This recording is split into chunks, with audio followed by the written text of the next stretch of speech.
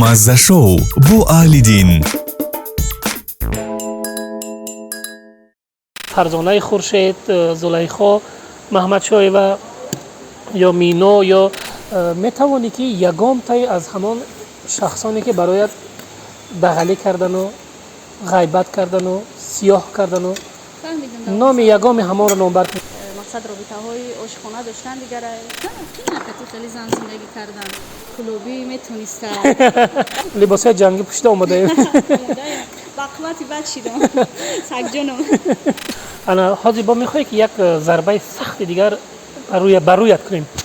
یوتیوب ما مشکلی آور. یوتیوب که با ما مبلغ میدهد مهر محبت کم شدگیه. کلام پسری اپام گذشت. سلام دوستان عزیز، برنامه نوبتی مزه شو با اهل دین است و مهمان نوبتی برنامه ماست یکی از بانوان پرهنر، بانویی که هم دیرکتور هست، هم راوی است، هم ژورنالیست است، هم مادر است و به همه قینه های زندگیش نگاه نکرده همیشه میخندد. بانویی که با یک نازکی خود توانست که تمام کار فعالیت خود را به لرزش بیارد و این بانو هست مهرافروز نومانزاده. مهرافروز جان، خوش آمدی به برنامه ما. جهانی سپاس. با استفاده از این فرصت مناسب در آغاز برنامه میخواهم که سلام و درود پر از مهر، محبت، صداقت، صمیمیت خویش را به کل تماشابینان برنامه مزه شو با اهل دین جان برسانم. امیدوارم که همه شما خوب هستید و خیلی مینه‌دارم که مرا قدر کردید و برنامه خود دعوت نمودید. بسیار یک برنامه واقعا جالب است. بعضا وارد میشم به صفحه های شما دیدن میکنم و احسن میگویم. سلامت باشید. با این سخن‌هایتان سری ما به آسمان میرسد، زیرا که تماشابین باید بداند که مهرافروز به نهایت فرصتش کم بود. ما چندین بار به مهرافروز مراجعت کردیم، SMS نوشتیم، گفته مهرافروز میگه من با فرزندم در اینجا هستم، من در کار هستم، من در یک ناحیه هستم. خب الدین جان مادر همین گونه است. به خدا نمیگن که مادران همیشه کوشش میکنن که برای فرزندشون یک امکانیت، یک فرصت پیدا بسازن، وقت قیمت خویش رو از کار، از دیگر فعالیت ها دیده به فرزندان بگذرونن، به خاطر که البته که آینده ما، آینده نسل جوان، نسل نورس، نسل سالم دولت ملت از فرزندان وابستگی دارد و شکرگزارم از آن که پروردگار مرا به نام پرشرف مادری سزاوار دانست.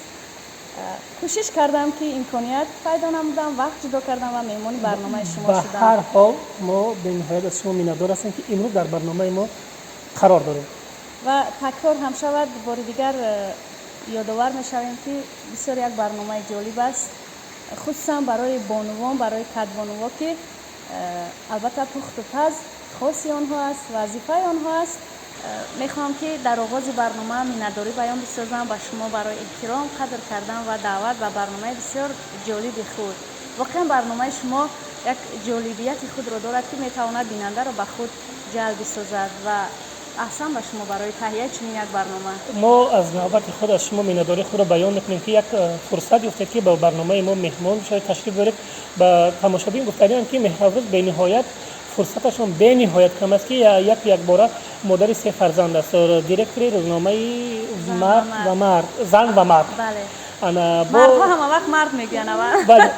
باز هم راویگی میکنند، بلاگ خود را میبرند، در صفحه های یوتیوب و اینستاگرام فعال است. من به نهایت سرفرازم که یک وقتی مدتی کوتاه که خود راست به برنامه ما تشریف آوردید.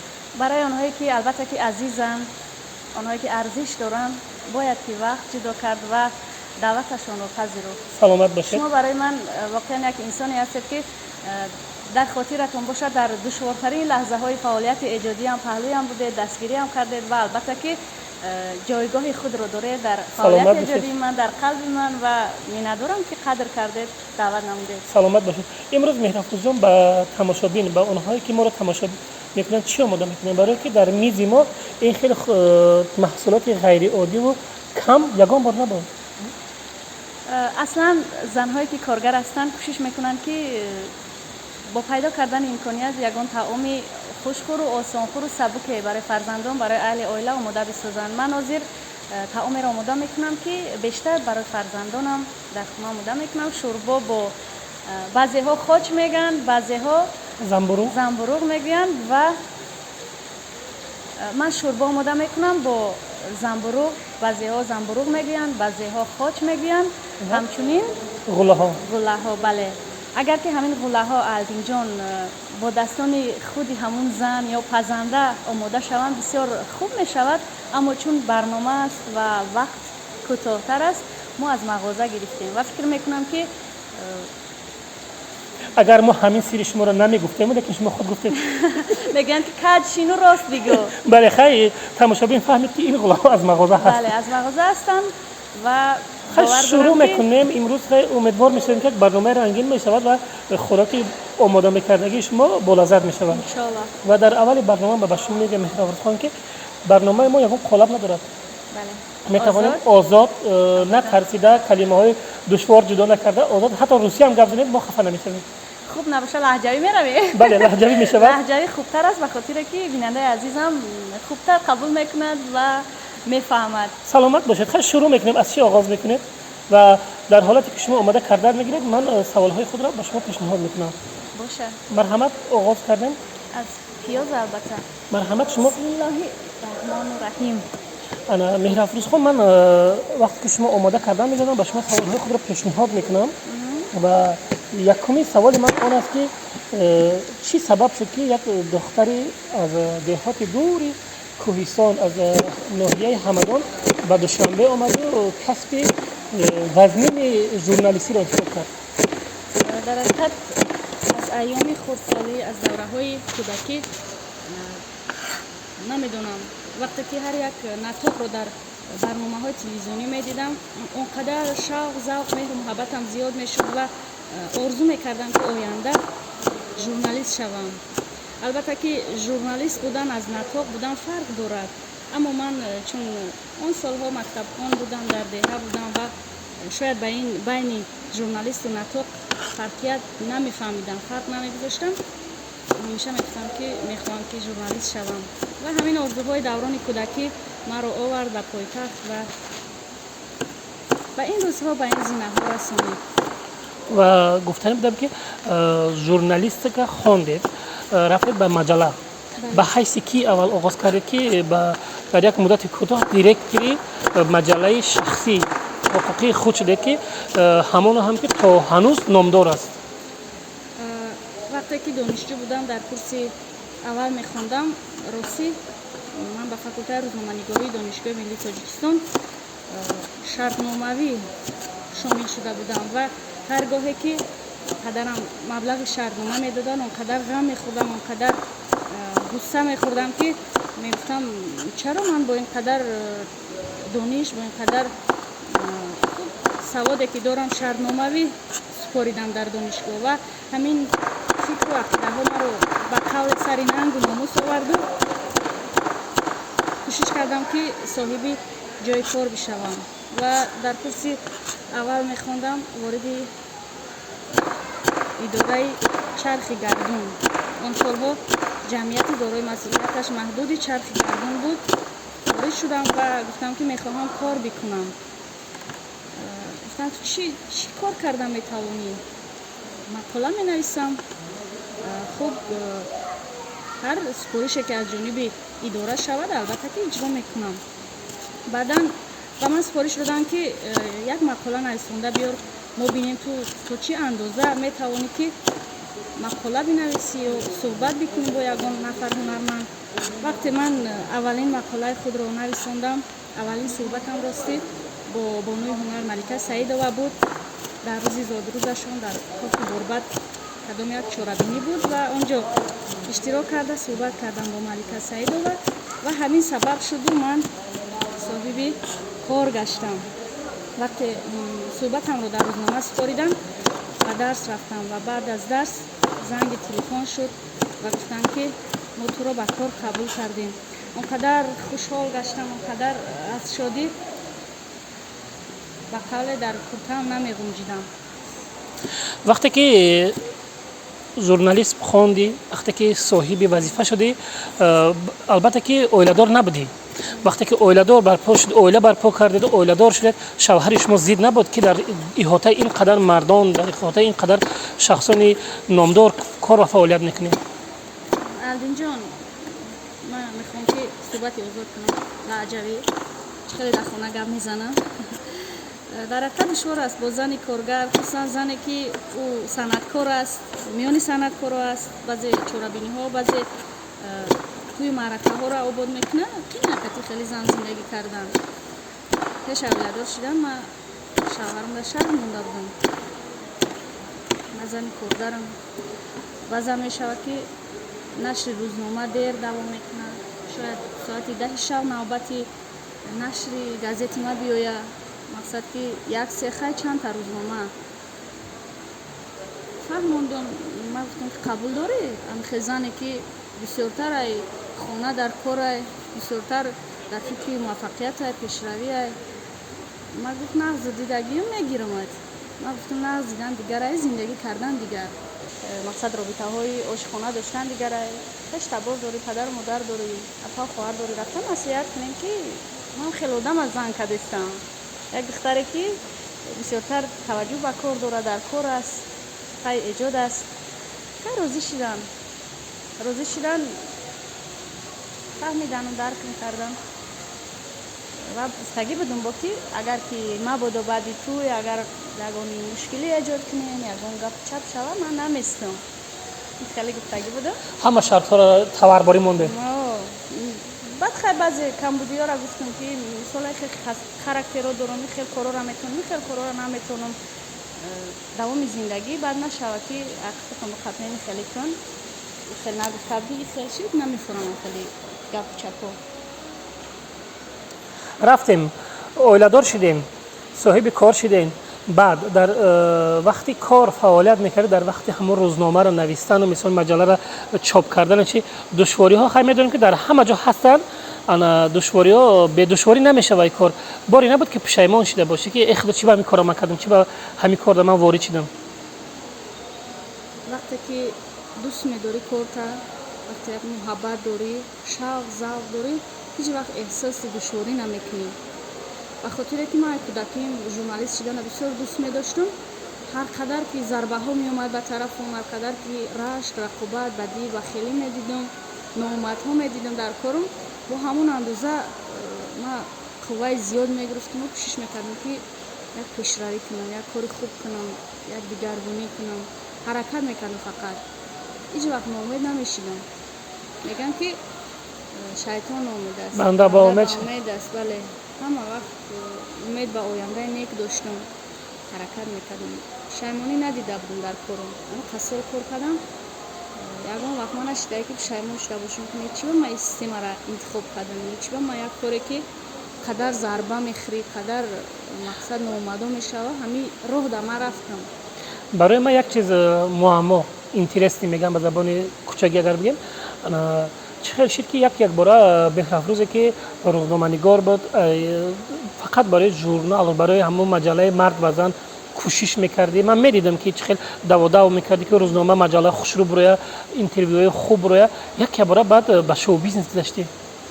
در روزنامه وقتی که در کورس سوم میخوندم، مرا سرمایه‌ای موندن، فکر کردم که چی دیگرگونی کنیم که همه روزنامه ما دقت جلب کننده شود و مردم بگن یا کارگران ما بگن که ها خیلی همین دختر سرمایه‌ای شد، یک نوگونی کرد، یک دیگرگونی آورد بر روزنامه بایداره.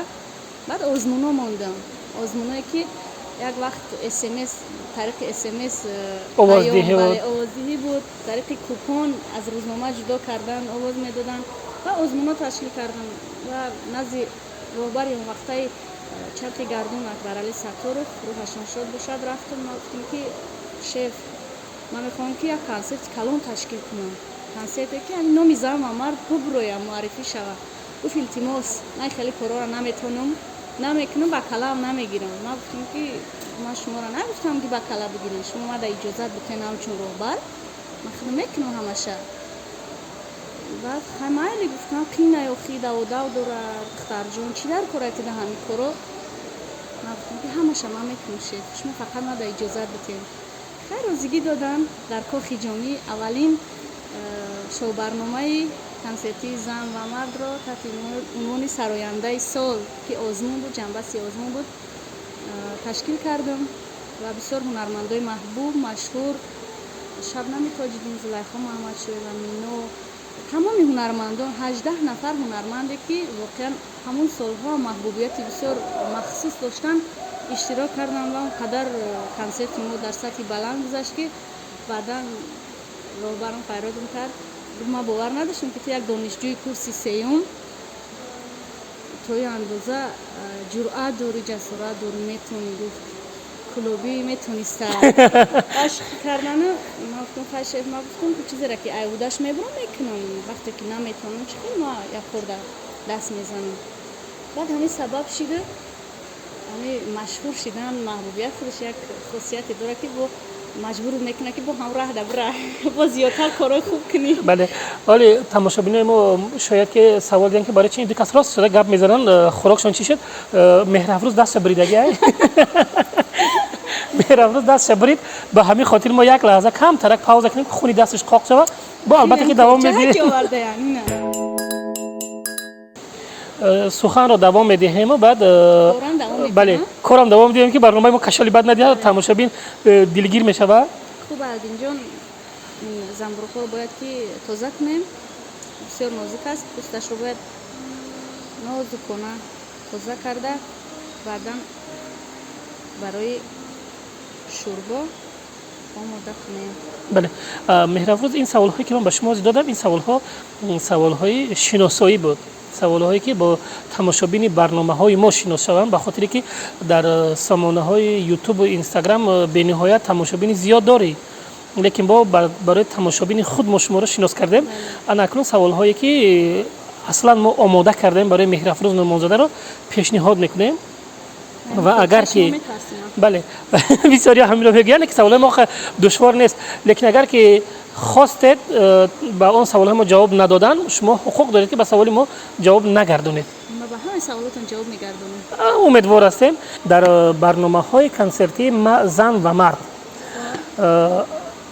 бисёр ҳунармандон буданд, аз ҳунармандоне ки ба қавле ки топ мегӯянд то ҳамон ҳунармандоне ки ҳеҷ кас онҳоро намешиносад ҳамкорӣ кардед ва дар он ҳолат онҳо ҳар яки онҳо ба худ як продюсер доранд, як директор доранд, як намедонам ба қавли тоҷика миёнаравак доранд. бо онҳо баромадану бо онҳо сухан кардану бо онҳо иҷозат гирифтан барои душвор набуд. рости Алдинҷон, вақте ки солҳое ки интернет набуд ва мардуми тоҷик аз интернет бехабар буданд, дур буданд, ҳама таваҷҷӯҳ ба рӯзномаҳо, маҷаллаҳо дошт ва муаррифгари чеҳраҳои шинохта рӯзномаву маҷаллаву радиову телевизион буд ва он солҳо ман бо ҳунармандони зиёд дар ҳамкорӣ будам, онҳоро муаррифӣ мекардам тариқи рӯзнома ва робитаҳо, муносибатҳои хуб доштам. ҳар гоҳе ки барномаҳои консертӣ ташкил мекардам, ба қавли продюсер ё намояндаи онҳо бо худи ҳамон ҳунармандон дастурбар мешудам ва онҳо албатта ки чун нақши маро дар муаррифӣ шуданашон қадр мекарданд, суханамро дар замин намемонданд ва дастгирӣ мекарданд. баъд аз оне ки бар шоу-бизнес бо ҳамон сарояндаҳо ҳамкорӣ кардӣ, онҳоро ба бигем ки чӣ ки худат мегӯӣ, он вақт инстаграму интернет набуд. ҳоло ки интернет ҳаст, ҳоло ки ситораҳои ҳозираро ман ба назар дорам ки аз зумраи Фарзонаи Хуршед, Зулайхо Муҳаммадшоева ё Мино ё Нишонаи Рустам ё дигарон, ҳамаи ки ман ҳамаи онҳоро номбар кардан фурсатам намерасад, бо онҳо вақте ки ҳамкорӣ мекунем ва онҳоро муаррифӣ мекунем, бар консертҳоят мебарориву чӣ хел осонтар шавад ки бо онҳо чӣ хел кор кардан, чӣ хел шуд. ё ки саволи ман ин хел мешавад, ҳунармандоне ки пеш будану ҳозир ҳастанд чӣ фарқият дорану сатҳи душвори бо онҳо кор кардан? бештар Алдинҷон як меҳр муҳаббат буд, қадр кардан буд. мақсад ки як нафар вақте дар бештар меҳр буд, муҳаббат, самимият, қадр кардан ва вақте ки як нафар дар шахсият шудани ту нақше мебозид, ҳатман ӯро қадр мекардид ва سخنش البته که برای ارزش داشت. امروز آنگونه نیست. امروز اگر توجه کرده باشید مهر محبت کم شدگی است. بسیارتر مردم توجه به پول دارند، به فایده دارند و حتی در لحظه های دشواری که تو کنارشون بودی، پهلویشون بودی، حتی همون رو نمیتوانند پیش رو بیارن یا به یاد بیارن. خیلی دیگرگونی شده است. امروز کار کردن با اکثر انسان و نه تنها هنرمندان، با اکثر انسان ها دشوار شده است. دشوار است. بله، خیلی دشوار است. زنبورو هم به فکرم که آماده شد ما روغن رو اول خیلی بسم الله گفته با روغن رو آماده میکنم. خب زنبورو آماده شد، محصولات ما هم قریب آماده شدن. بسم الله کرده روغن رو میریزیم به دیگ. البته که وقتی که اولادار شدی کار کردی همه چی رفت خوب بهترین. وقتی که مادر شدی، مادری البته که ما میدونم که مادری 3 فرزند هستی و فرصت برای فرزندها چه خیلی وقت می‌یابی؟ اگر که طور بالاتر گفتم انسان خواهش کار کردن، خواهش پیش رفتن، موفق شدن رو داشته باشد با همه چی وقت می‌یابد، وقت جدا می‌کند. فرزندان دست می‌روند، باغچه می‌روند و بیگانی در خانه هستند. البته که من نیز بیگا در خانه هستم و با آنها کوشش میکنم که امکانیت پیدا کرده صحبت کنم، از دفتر و روزنامه‌شان با خبر شوم، دیدن کنم و راستی در زندگی ما بیشتر توجه به فرزندان، به خواندن، به آداب، اخلاق، سر لباس، همه جهت من بیشتر توجه میکنم و میدونم که این وظیفه هم است. کوشش میکنم که در برابر کسب کارم باز به فرزندان نیز رسیدگی کنم. البته که با آنها صحبت کنم از رفت دانش. حتی من هر روز، اگر شما شاید باور نکنید، هر روز به مکتب میروم و ساعت با فرزندانم می نشینم در صنفخانه و میبینم که چگونه درس میخوانند، معلمه یا معلم آنها چگونه با آنها مناسبت میکنند و اکثرا معلمانی فرزندانم را وظیفه دار میکنم، التماس میکنم که فرزندان ما را به دستگاه برارند، طرز گپ زدنشان آزاد بشود. من باید که فرزندان را از خردی تحت نظارت بگیری، توجه کنی، به خاطر که برای من هم نباشد، برای خودشان باید که یک شخصیت شوند برای آینده دولت و ملت. در صحیفه های اجتماعی فعال، به نهایت فعال بوده و وقتی آخر دیده میشه که آنقدر فعال نیستی. بله. برای چی؟ به خاطر که طور به همه شما معلوم است یک مدت با بعضی گپ و کلاچه ها مرا خیلی جگرخون کردن. بعد از این ماجرا باز مصیبت به سرم آمد. فرزند کلان پسری اپام گذشت. بعد از این بعضی کمبودی ها، ناجوری ها، ناکامی های دیگر در فعالیت ایجادی در زندگی شخصی هم به میان آمد و همین سبب شدند و تا اندازه دور گشتم از صحیفه های اجتماعی و حتی یک مدت میدونید چی فکر داشتم؟ یک مدت و خلاصه آمدم که پورا سمت کارم رو دیگر بکنم و یک نیت خوب هم کردم. شاید که انشالله آینده با به دست آمدن امکانیت خوبتر همین نیت های نیکم را انجام بدهم، عملی نمایم و وقت نشان میدهد این را. به هر حال همین ضربه ها، ناامد ها، نامردی ها، بی‌عدالتی های بعضی از دوستان و همون نفرایی که واقعا من در شخصیت شدنشان سهم گذاشته بودم، واقعا در روزهای سختی در کنارشون بودم، در پهلویشون بودم. میگن که بر سر فرزند آدم هرچی آید بگذرد، همه چی گذشت اما داغ در دل ماند و نامردی ها و بی‌عدالتی ها و همون سخنان دغل و درشته که اون شب و روز به صحیفه های من می آمدن، به تلفن دستی من می آمدن، حالا هم مثل یک کارد هستن که با باید آوردنشون فکر میکنم که یک کارد به قلب من خالی. در باره دشواری به خنده یاد کردن، این هم یک صفت خوب انسانی است. بخند. بعضا یک شوخی دارم، در نزد آینه به خودم نگاه میکنم، بخند، همیشه بخند و هیچگاه خودت رو بای نده، هیچگاه دلشکسته ناامید نشو، همیشه حرکت و پیش کن، تو میتوانی. همین شعار من است در زندگی و با گفتن همین بلکه فکر کنم روغن هم رسید. روان هم فکر میکنم برشون.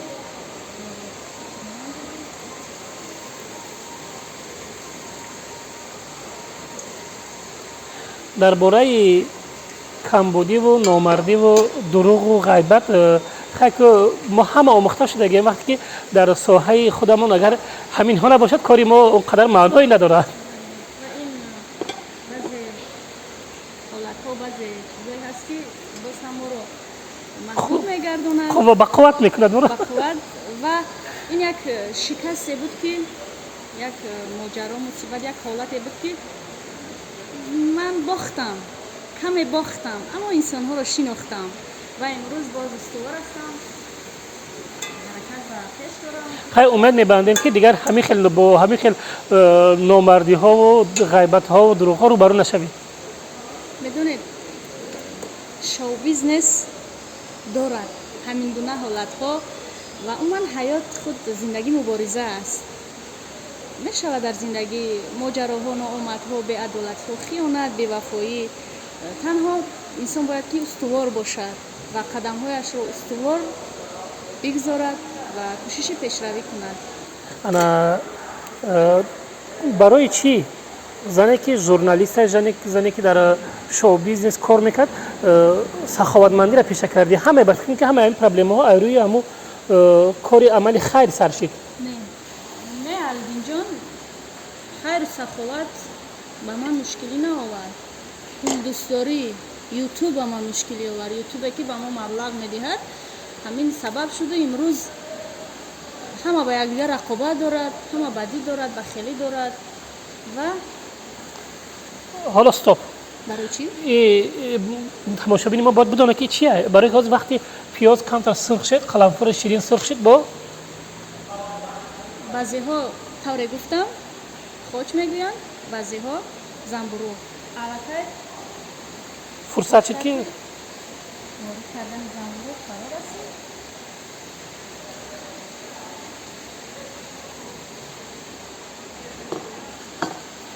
شما میتوانید که دوام دادن گیرید گفتنتون ها. خب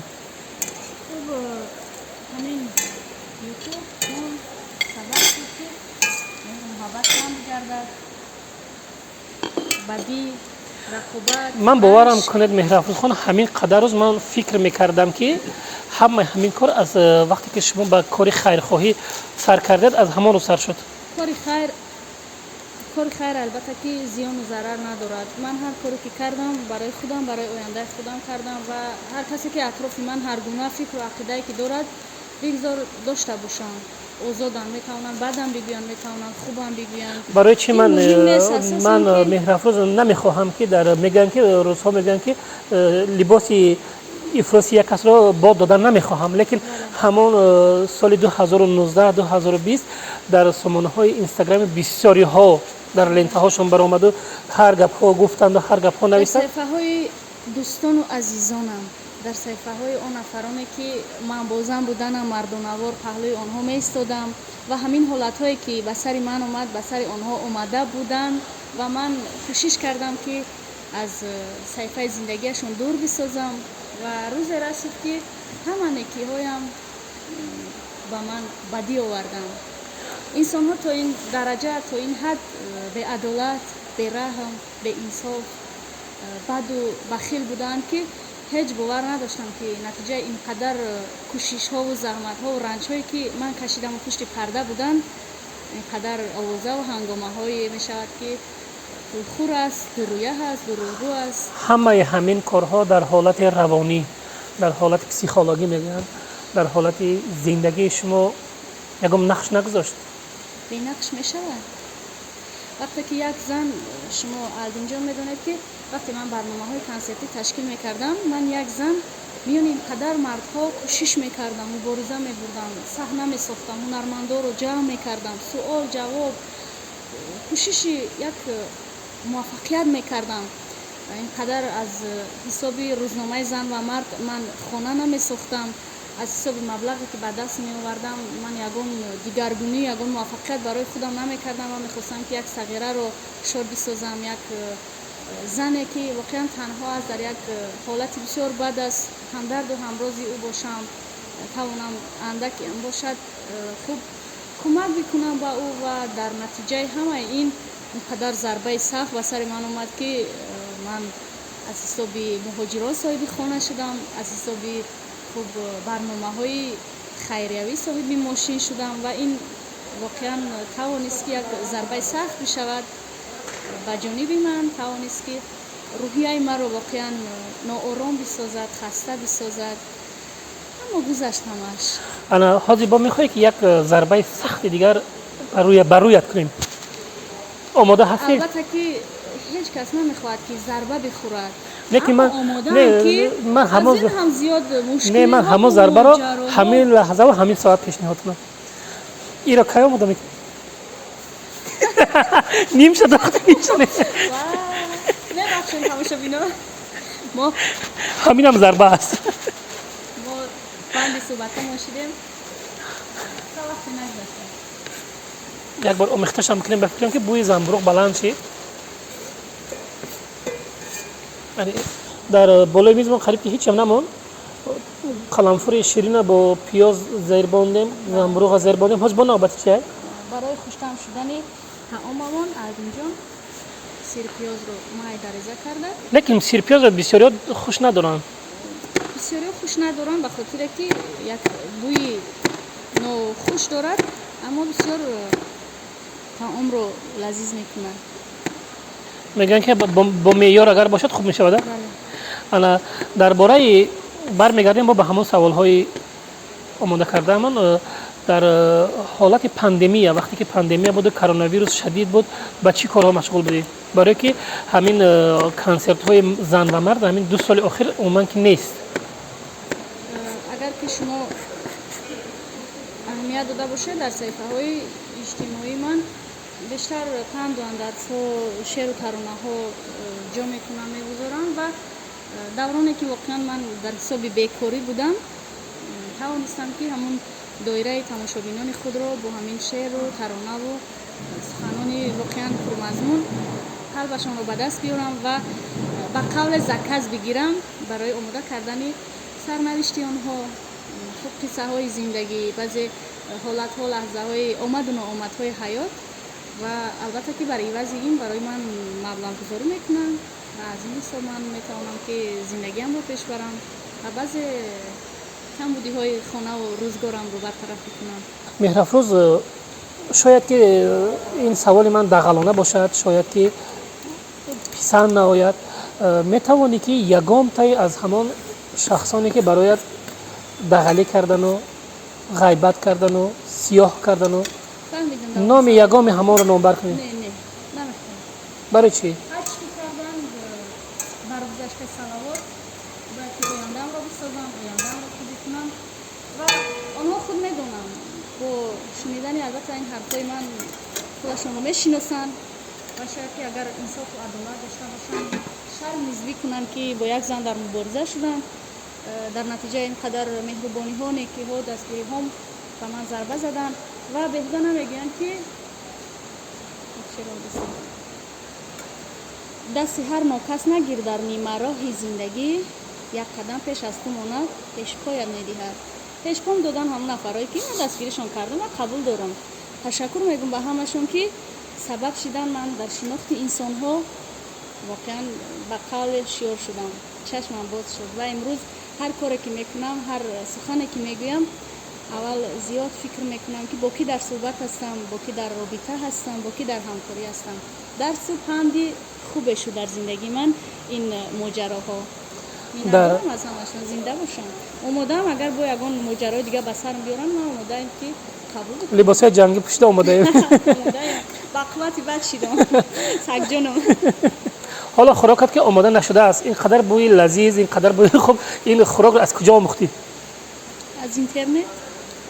ҳозир ҳама чиро мо аз интернет меомӯзем ва барномаҳои шуморо ки дидан мекунам, чун дидам ки бисёриҳо ҳар гуна таомҳо омода карданд, ман ба хулоса омадам ки шӯрбо бо البته که قاچ میگویند یا که زنبروغ میگویند آماده بسازم به خاطر بیننده عزیز شما.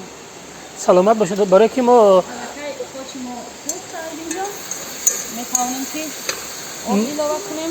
من کمایلش و نوار بردارا همه گشنه موندن از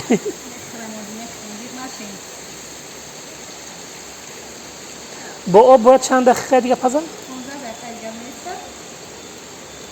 بعد از 15 دقیقه چون آبی طعام ما میجوشد بعدا غوره ها رو میپزیم با همین فکر میکنم که طعام ما آماده میشود برای خوردن. البته که خیلی با در تا حالتی که خوراک شما میپزد ما سوالهای خود رو پیشنهاد کردن میگیریم. سوال به حد زیاد است و فرصت کم است. وقتی که همه این کارها وقتی که مثبت اویلوی به سر آمد 2 سالی که خاموشی بود چطور گذراندی؟ البته که خاموشی برای من خاموشی پورا نبود چون در صفحه های اجتماعی با مخلصان با تماشابینان خود بودم اما بسیار برایم دردآور بود. بسیار دشوار بود اون لحظه هایی که همه درها برای من بسته بودن. نگاه ها نسبت من، فکر و عقیده ها نسبتم ناسالم بود و حتی وقتی من هیچ از یادم نمیبرم وقتی وارد بانک شدم و نگاه کردم یک بانوی به همکارش گوشکی کرده مهرافروزه گفت. مهرافروزه که هر روز در صفحه اینترنتی هر چی میگنش خیلی همین لحظه برای ما ضربه سخت بود. همقدر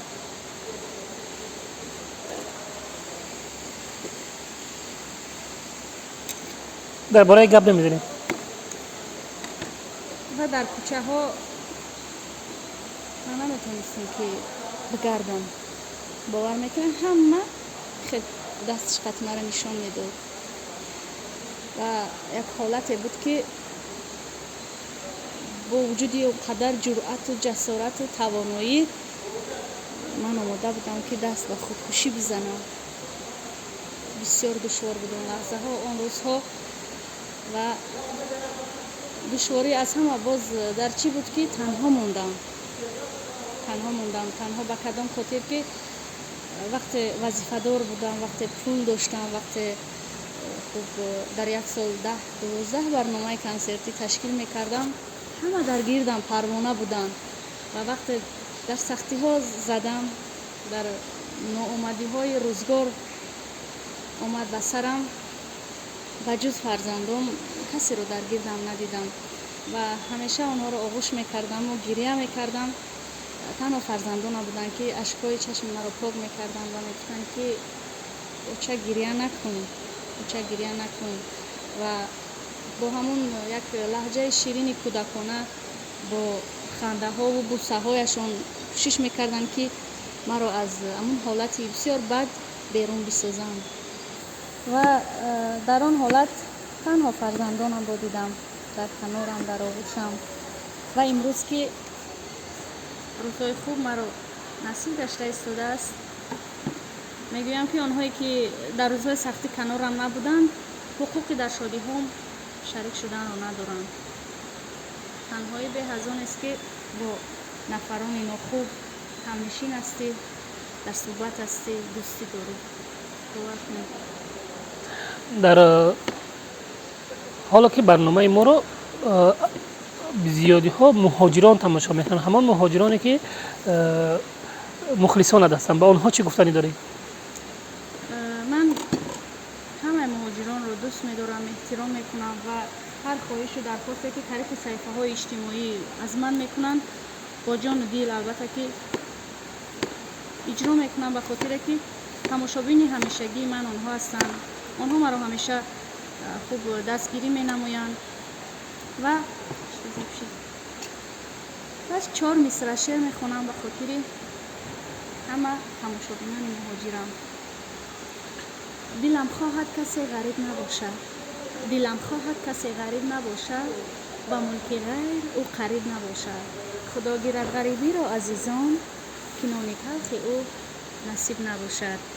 با استفاده از برنامه مزه‌شاوی اهل دین میخوام که дуруд бигӯям ба ҳама муҳоҷирон ва орзу мекунам ки сиҳат рафтан саломат баргарданд ба ватан. ما هم امیدواریم.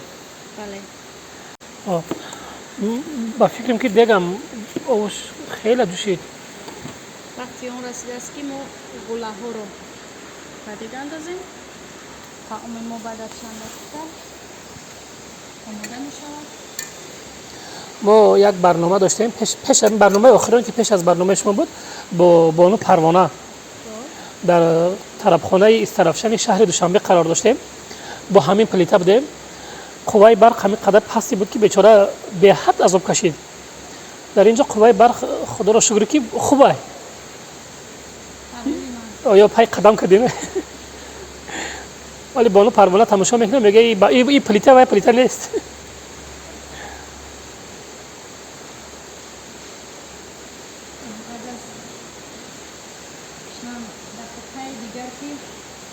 همه منتظر خوراک شما شدیم. بله خوراک ما آماده می‌شود.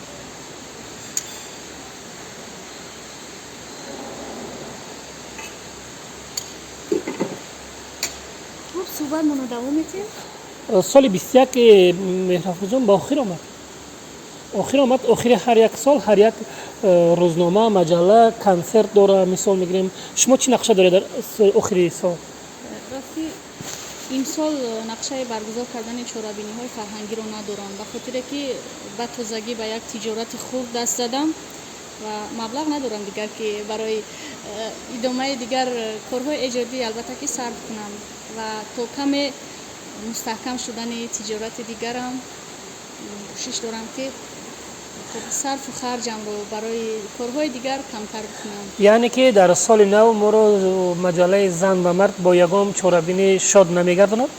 дар наврӯз ягон чора интизор шудам. иншолло мумкин аст ё 8 март. иншолло наврӯз нақша дорам дар наврӯз як барномаи консерте ки ҳар сол ташкил мекардам таҳти унвони баҳори орзуҳо бо иштироки албатта беҳтарин ҳунармандони саҳнаи тоҷик фарҳанги тоҷик.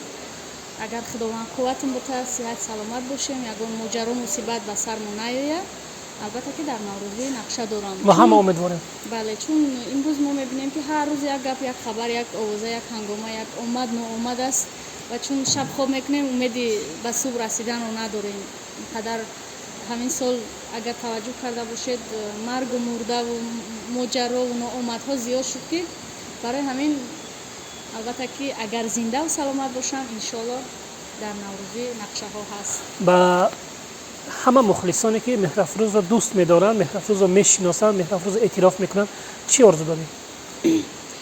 орзуи саломатиашонро дорам ба хотире ки беҳтарин ганҷ ноёбтарин ганҷ дар зиндагӣ барои ҳар яки мо саломатӣ аст. дар сурати доштани саломатӣ ҳама чӣ мешавад. ман ки зиёдтар бо дардмандон маъюбон дар суҳбат ҳастам бовар кунед онҳо қисме аз ҳамин саломатӣ моро орзу мекунанд қисме аз ҳамин зиндагӣ моро орзу мекунанд ва мо ки саломат ҳастем на ҳамеша ба қадри ҳамин саломатиамон мерасем. орзу мекунам ки ҳама бинандагони азизи шумо мухлисонам тамошобинонам доимо сиҳатманд бошанд хонаи обод дошта бошанд хушбахт бошанд. шумо дар оила ки гуфтед 8 нафар ҳастед. бале апаву хоҳару акавдар аз байни шумо чанд кас дар ҷодаи санъату фарҳанг муваффақ шудааст? муваффақ гуфта наметавонам аммо ду бародарам санъаткор ҳастанд овозхон ҳастанд дигар ҳама касбу кори дигар доранд. дар оилаи мо зиёдтар ба қавле врача духтурон дар соҳаи тиб бале бисёртар дар соҳаи тиб кор мекунанд ва дар миён ман бо ду бародарам дар соҳаи фарҳанг. ба онҳое ки тоза қадам мегузоранд дар соҳаи журналистика натоқӣ ровигӣ дигару дигар чӣ гуфтанӣ доред? ҳамеша ба худашон бовар дошта бошанд ба ояндаашон бовар дошта бошанд қадамҳояшонро устувор бигузоранд ва ҳаргиз ба маслиҳат ё гапу калочаи касе таваҷҷӯҳ накунанд. ҳамеша ба садои қалбашон гӯш кунанд ва кӯшиши пешравӣ намоянд.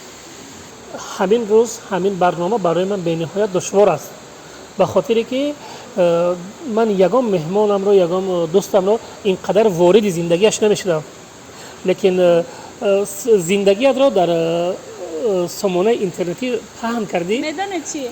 نه هیچ نه من سوالم را میگم زندگی من همین گونه پر ماجرا و پر درد و پر غم و نه برای چی من این سوال من شاید که برایت خوش نآید در سامانه های به خصوص اینستاگرام آوازه شد که مهرافروز نامزاده از شوهرش جدا شده است باز با یک مرد دیگر ازدواج کرده است یا ماشین سوار شده است دیگر و دیگر این گپ ها خیلی زیاده لیکن میخواستم درباره شوهرت که گفتن که از شوهرت جدا شده و باز یک جوان دیگر رو گرفتی این چقدر حقیقت داره میدونه چی الدین جان وقتی که انسان معرفی میشود وقتی تو یک چهره هستی حتما که ویردی نامد گپ و کلوچه ها خیلی زیاد میشوند و بهودا نمیگن که شهرت خون دارد شهرت تشویش درد دارد و اگر که تو نمیخواهی آموده نیستی با این گپ و کلوچه ها باید که دور شوی از صحنه از صنعت از صحیفه های اجتماعی در نه تنها در کشور ما در همه دولت های روی دنیا اونهایی که شخصیتن شناختن محبوبن مشهورن اطراف نام و اطراف زندگیشان گپ و کلوچه ها هست و باید باشد به این نمیشود پشت پادشاه غیبت روزگار خوب دارم شکر که این گپ ها همه دروغ است بله اساس ندارم و زندگی من همیشه یک رنگ است به خاطر که اکثر مسئولیت های خانه و زندگی رو من خودم به عهده دارم و فکر میکنم که همه وقت خوشبختم آینده فرزندان رو در کدام ساحه میبینی هر یک مادر میبیند فقط روزنامه نگار نمیخوانم بدونید هر روز پیوندان من که در ساحه طب هستند به تجارت سر و کار دارن ما رو میگویند که دست بکش از زمین کاری که همه وقت به تو درد میارد مشکلی میارد گپ و کلوچه میارد چقدر تو صبور هستی چقدر نمیدونیم ما میگه تصور کردن نمیتونیم که همین حالتایی که تو دیده ما چقدر اگر بینیم چقدر طاقت میکنیم میگه تو قدر صبوری چی بر کاری تو ده بس کن بس که کارتا تجارت دست بزن یا فلان کار ما دستگیری میکنیم میگه که در خونه است تا جان نبراید جان نمیبره برای همین رنج های بسیار که دیدم در نتیجه بعضی ها میگن که مهرافروز از صاحب مهاجران از صاحب یوتیوب از صاحب کمبیزاتان صاحب ماشین شد صاحب خانه شد نه خطا میکنن بسیار رنج دیدم در زندگی بسیار دویدم بسیار عذاب کشیدم مبارزه بردم با ناآمدها جنگیدم با دشمنان با هر نفری که میخواست مرا شکست بدهد پیشپا بدهد جنگیدم مبارزه بردم و به این زینه ها رسیدم و من که مادر هستم نمیخوام که فرزندان من مثل من در زندگی رنج بینن و میخوام که فرزندانم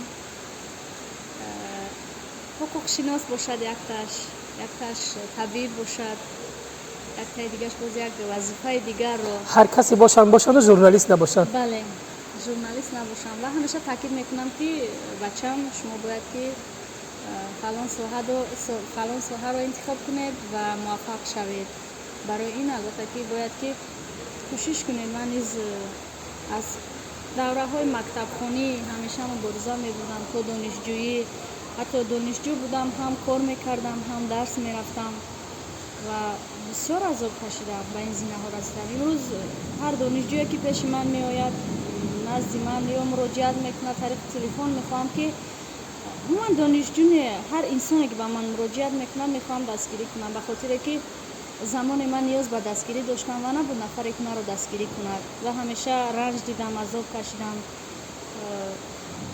نمیخوام که اونچه که از سرم گذشت نقل کنم به هر حال در نتیجه عذاب خیلی زیاد به این روزها رسیدم و هر نفری که امروز به من مراجعت میکنه بسیار رحمدل هستم دلم میسوزد و گذشته خودم رو باید آورده میخوام که کمی هم باشد دستگیری کنم و باید بگویم که اون دانشجویانی که در نزد من تجربه آموزی میکردند در روزنامه زن و مرد فعالیت میکردند امروز در شبکه ها سرمحرر روزنامه در شبکه ها سرمحرر اداره ها هستند در روزنامه ها در صحیفه های اجتماعی وظیفه های بلند رو دارند و این هرچند که آنها قید نمیکنه در هیچ کجا اما برای من افتخار است که توانستم برای یک نفر راهنما باشم مشکل کشا باشم بهترین حالا خریب که آماده شد شوربا حالا نوبتی به فکرم که همین پنیری آخران پنیر رو من نمیدونم که در این شوربا در کجا استفاده ببری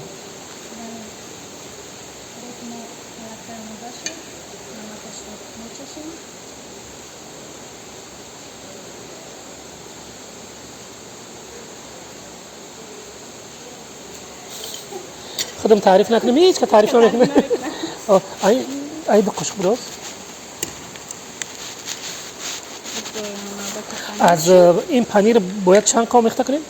2 قاشق ایلوان میکنیم.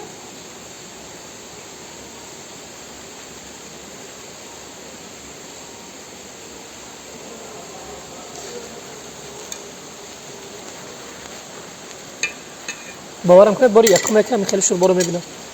نمازه تو ممکن شاید چند دقیقه دیگر یک سوالی منتظر نشیم در تمام میکشه میخوریم. من یک سوال دیگر دارم که بشه شکر با همین قدر هنرمندان، سرایندگان، اکتورها و بلاگرها و همه قطعی کار کرده، از همه با کی زیاد پسند آمد کار کردن که و میخواهی که با او باز کار کنی از همین قدر سراینده ها و دیگر؟ متاسفانه اون نفر این حال در زندگی نیست، در قید حیات نیستن. منیره حکیمووا خداوند رحمت مغفرتشان کنن، بسیار زنی جسور بودن. دستگیری ها نیکی هاشون در سالهایی که من در تالار کافی جامی برنامه های کنسرتی پیشکش میکردم و منیره حکیمووا دیرکتوری کافی جامی بودن، بسیار دستگیری های خوب کردن مرا، همچون یک زن یک مادر و با زنی که واقعا در نتیجه زحمت، کوشش، تلاش، مبارزه به یک زینه رسیده است. کار کردن آسان‌تر است. از هنرمندان زیادتر با فیروزه حفیظ و با فرزانه خورشید کار کردن برای من خوب است، به خاطر که با وجود اینقدر محبوبیت خاکسار هستند. به قول چی میگن مردن، با پیراهن زنیشان نگاه نکرده در وجودشان مردن. زن باشن هم جرأت و جسارت و توانایی مردانه دارن و آدمگریشون بسیار بلنده. من احترامشون میکنم، خصوصا بانوی هنر فرزانه که در همون روزهای دشوار هر لحظه طریق صفحه اینستاگرام از حال من با خبر میشد. همه چی گذشت، همه سختی ها پشت سر شدن. امروز روزگار و زندگی و موفقیت مرا انشالله که در پیش است، اما همون پرسیدن های فرزانه خورشید همیشه مرا شاد میسازد و مهر و محبت و نگاه هم رو نسبت آن بانو خوبتر و بهتر میگرداند.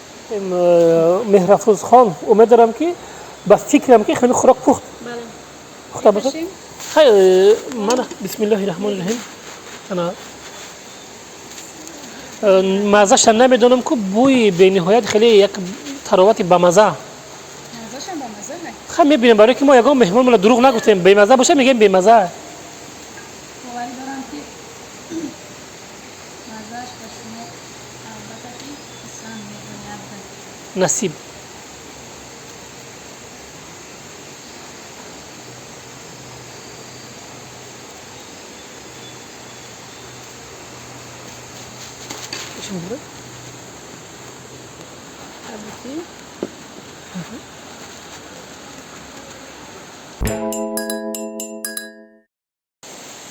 مهرافروز باز یک بار دیگر خوش آمدید به برنامه ما و امیدوارم که خوراکی کرده خوراکی بهترین باشد، با لذت باشد. از نمود ظاهریش خوراکی خوب است.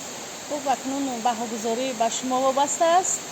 وقتی که راستی مرا به برنامه خود دعوت کردید، چون هوا خیلی سرد بود، من در فکر بودم که در کجا ثبت میکرده باشیم در این سرما و چون آوردید مرا به یک جای واقعا دیدنی زیبا، منظره های بی‌تجربه کننده و گذشته از این در سرما اینقدر گرم من راحت کردم. من گفتم که یک جای میریم که افسانه‌ای است. واقعا تماشابینان عزیز، خرابخانه شرشره شهر حصار رو من به شما توصیه میدهم. طعام‌های خوب و لذیذ، شرایط خوب، آرایش خوب و البته که منظره های خیلی بی‌تجربه کننده و عصب آرام کننده. بهترین. خوش آمدید. خیلی بسم الله الرحمن الرحیم میچشیم. خوب چشین. خورداش میشه؟ ان شاء الله.